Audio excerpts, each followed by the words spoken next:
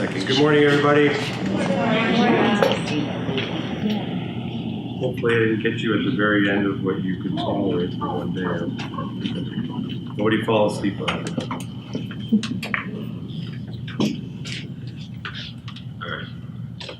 All right. Kevin asked me just to run through real quick how to get the mobile reporter. More importantly, how to get it on your phones. If you ask questions from agents in your office about anything having to do with their transactions, you can get their login and log right into your phone yourself and give them the numbers if you like, or direct them to one place. My very last tech tip that went out was all on the fact that we added the mobile reporter to one place across the top under my activity stats. They click that button, they'll see all their statistics.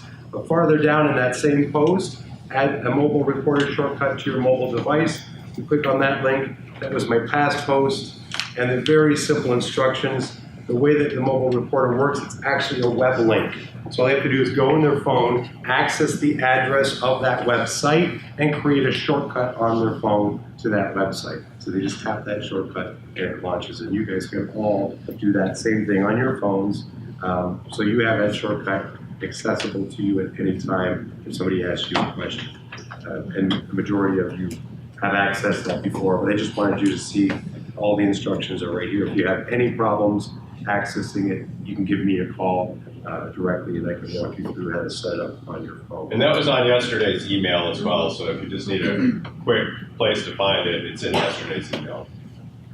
All right. New stuff. We got all kinds of new stuff coming. Within the next few weeks, probably November 9th, I think, is the release of, if we just changed everything all at once here for this year. All of the main company websites, Real Estate One, Johnstone & Johnstone, Max Brook, all are going to be redone, and the new launch is November 9th. You'll see all new company sites. Probably nothing is going to affect you directly other than notifying you so that agents don't come in and say, hey, the site's new and you don't know anything about it. Also, new agent sites coming. All the agents' websites will be flipping over in the new year, probably early January. In that same process, somewhere in between those two dates, we're also flipping over a complete new intranet, the back end of our one place. What you're looking at right now isn't going to change, but everything within all these links, my contacts, listings, website manager, all of it's been completely overhauled, much easier to use, big buttons, new organization of everything, all the same stuff, but just easier to access. So I'll be running training throughout for all of you. We'll probably get together again in the new year, specifically for training on that. And I'll also be going out to the offices, training all the agents on that same stuff. I just wanted to get you guys up with what's happening so you're not surprised when it comes your way. How many of you have been having Zillow issues in the last year or so? Zillow has become my #1 phone call from agents. It's like the entire world has forgot about every other real estate website out there except Zillow. That's the only call that they get constantly. Do you all know that we delay our listings to all the websites by how many days? 2 days, so most of you do that, right? Why do we do that? Well, 3. We do it for SEO. When you search an address on Google, Zillow comes up, Realtor.com comes up, all the big portals that have much more power than we do, leaving us way down on page number 2 or 3 or wherever we're found. By delaying our listings, we allow our listings to hit the web first on realestate1.com and Max Brook and Johnstone & Johnstone, which then makes Google index them before the other portals release our listings, hopefully ranking our sites and our stuff higher than theirs. So we don't have to end up buying back our leads from Zillow and Realtor.com on our own listings. We're more likely to get those leads ourselves. Okay? So this has caused some issues throughout the company. There were ways that we could get around that 2-day delay. There was an old way where you could type in a couple of characters at the end of the remarks section. How many of you are still using that up until today? That's gone. It's been gone for a while, actually. If you go into ouroneplace.net and choose My Listings as an agent, you have access to all of their active listings. If you select that little magnifying glass tool, drops down a little sub menu, and you go to update listing. We've added it as a switch now. Right down in this section here, send immediately to Zillow without delay. If you select that switch, we send feeds to Zillow every day at 11 a.m. We've just added a 3 p.m. and an 8 p.m. feed also to Zillow. So if you flip that switch before 11 in the morning, if the listing has made it to Real Estate One at that time, then it should go out in the feed to Zillow that day at 11. If it misses 11 and you do it later, it'll go out at 3. Zillow will process that feed, which could take a few hours, and that listing should be up later on in the day.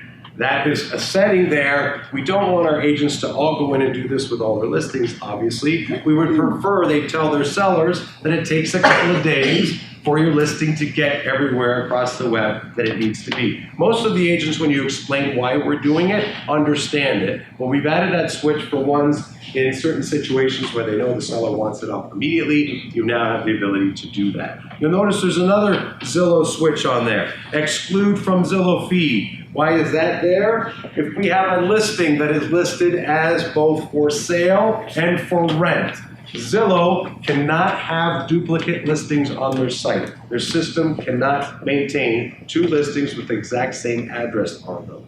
So they will choose, generally the first one that hits is going to be presented up on the site. So if the agent says, I wanted the rental up there, or I wanted the sale up there instead of the rental, there's nothing we can do with Zillow to make that happen. We've had some very frustrating agents. So now you can come in and turn off one of those, making the other one travel through. So if you have that situation. The other thing to watch for with Zillow with the same situation, the duplicates, when agents list properties in an area, in a complex, and the complex has one main address and they neglect to put a unit number in, almost guaranteed it's not going to make it to Zillow. Because there's another listing out there with the exact same address that's going to block it from coming through.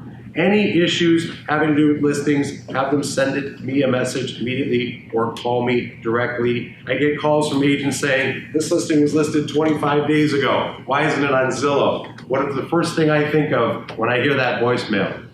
Where were you 24 days ago, 23 days ago? Why are you telling me this now? You should be checking on your listings when they're entered in the MLS to make sure that they're going out to all the main websites so that you catch an error before anybody else does. All right? A few more things.